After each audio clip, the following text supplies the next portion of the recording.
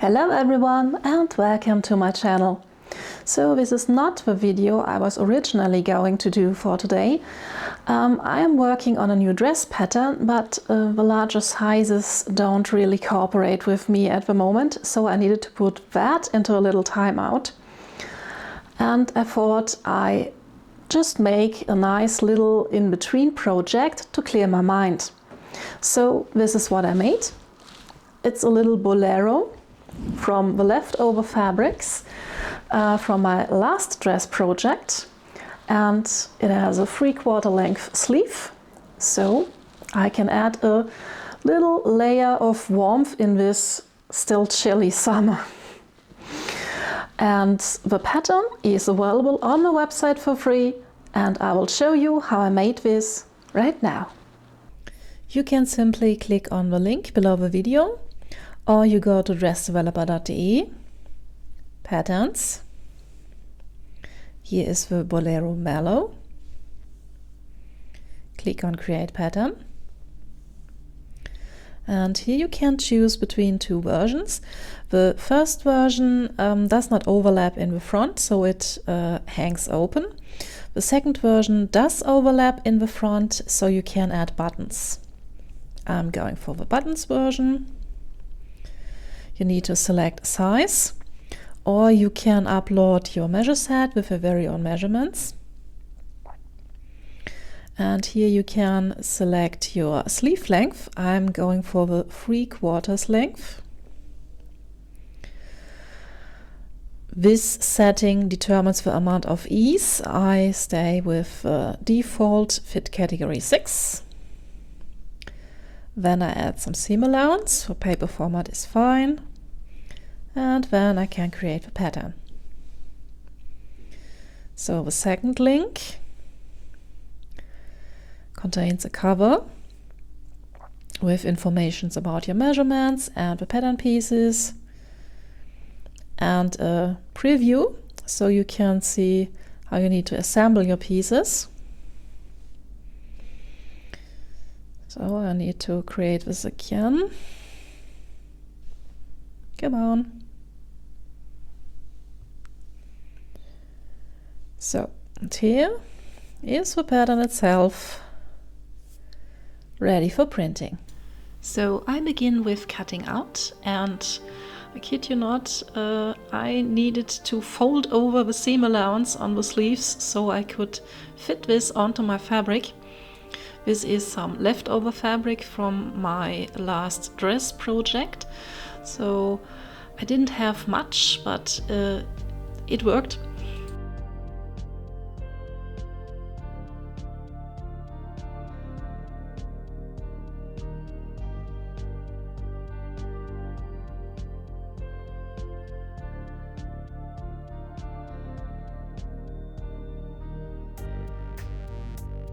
Here you can see that I cut the darts open, so I can simply fold them out of the way when I put in a pin to mark the bust point. When I turn the fabric around, I can just check where the pins are, and this will help me to mark the bust point and the waist dart point on the back of the fabric. And this is how I prepare my darts so they can be sewn. I line up the notches, and then I fold the fabric in half, forming a line from the dart point to the notches. And this is the line I need to sew then. Second time with a waist dart. They don't cross, they actually stop a couple of centimeters away from each other. Then the darts can be sewn, and I begin at the notches, that means on the outside, and then I follow a straight line up to the dart point. I leave a long tail and tie a knot.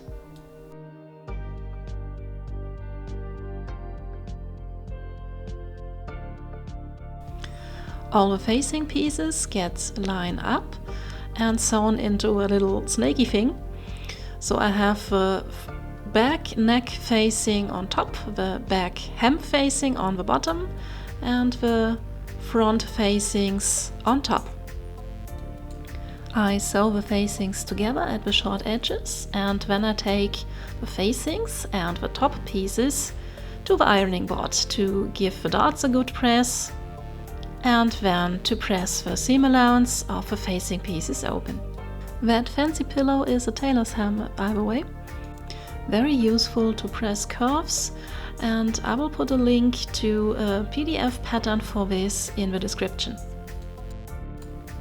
Second step for the facing is to clip the curves on the inside and to iron up the seam allowance. You can just finish the seam with a zigzag stitch or your serger. It's just a different way of finishing. The shoulder and upper arm are the only edges I finish with my serger in this project. I will handle the underarm seam quite differently, as you will see. Now I line up the front and the back piece, and I pin and sew only the underarm seam.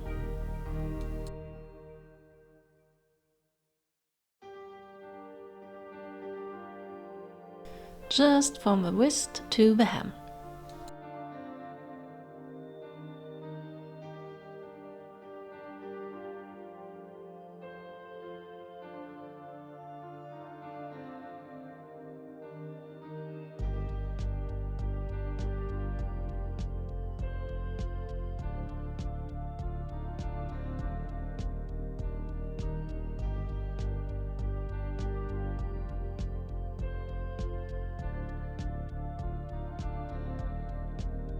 Oh, don't forget to backstitch at the beginning and the end of your seam.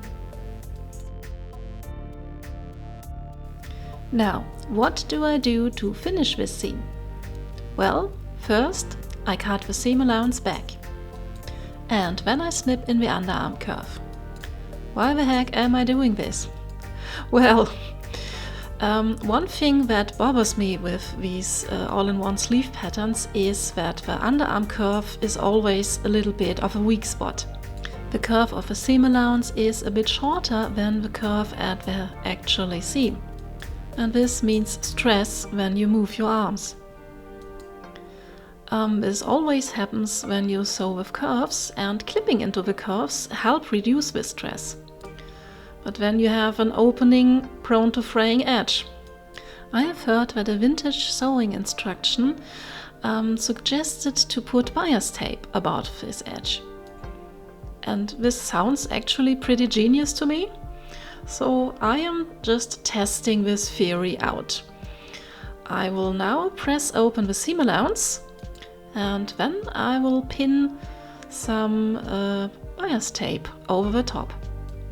The bias tape then will get sewn left and right to the actual construction seam, enclosing the raw edges and hopefully enforcing the seam. I'm just using my fingers to press the seams open because I fear my iron would be simply too fat for this. Maybe I need some of these very cute looking mouse-shaped irons. Maybe not.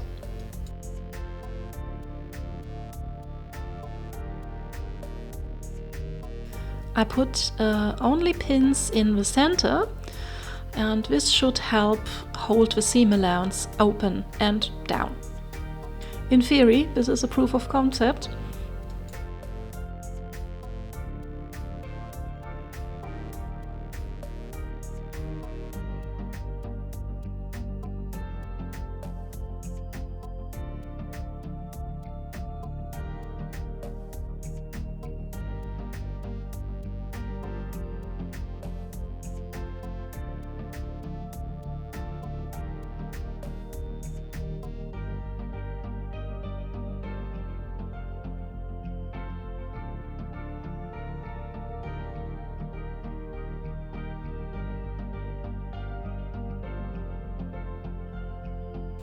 The curved bit under the arm gets a little bit fiddly, and that's what I mean with the iron would probably be simply too fat for this.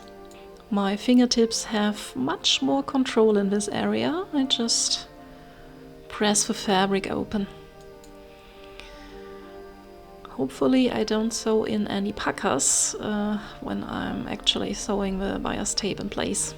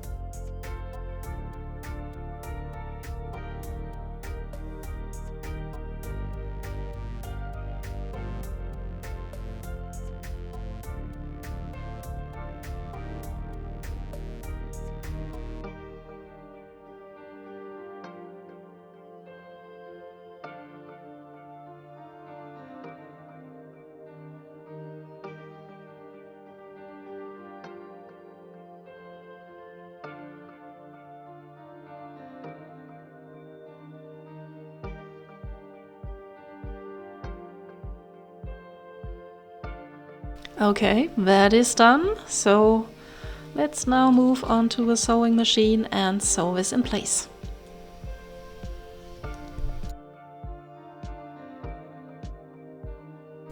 I didn't do the best job while placing the pins.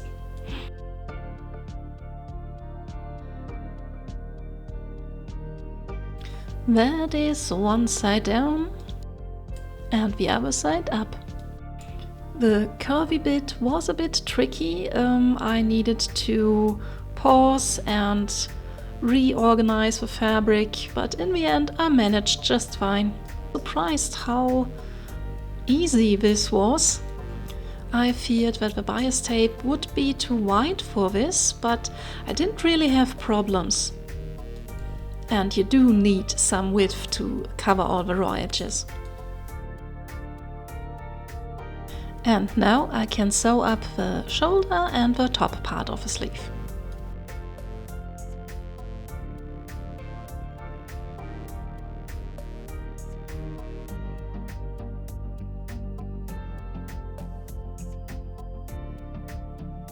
Now we have a functioning jacket. Time to finish all these raw edges with a facing. That gets pinned all around and sewn into place. Then I cut the seam allowance back, especially in the curves,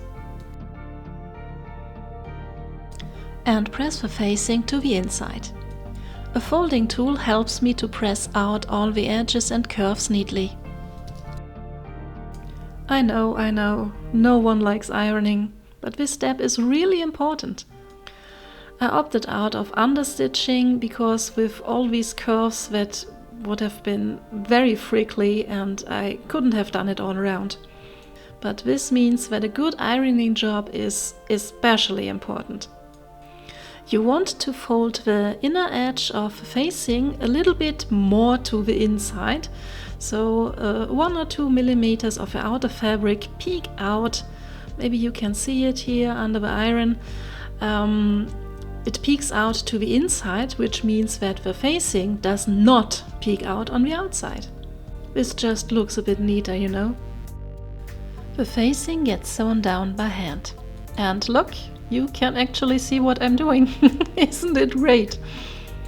These overhead shots are quite hard, believe me. So I'm doing a slip stitch here, and I try only to catch 1 or 2 threads from the outer fabric, so the stitching is almost invisible from the outside. You may have noticed that I didn't interface my facings. Well, to be honest, I totally forgot. I simply forgot. Should not be that bad because the facing is sewn down all around, so it doesn't flap free. But I should have interfaced it. I should have. For the sleeve hems, I simply turn the fabric inwards twice and stitched that down.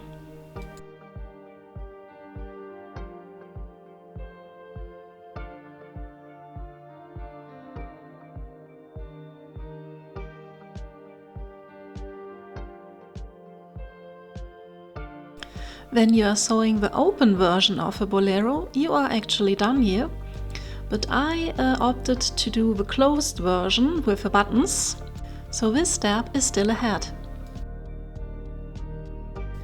I say buttons while actually I opted to add just one to the very top, because I didn't plan for this Bolero and I didn't have enough buttons. That's the simple reason for that. But you know, I kinda like it with just one button. Feels very vintage. I don't know why. Alas, one buttonhole, and I am done.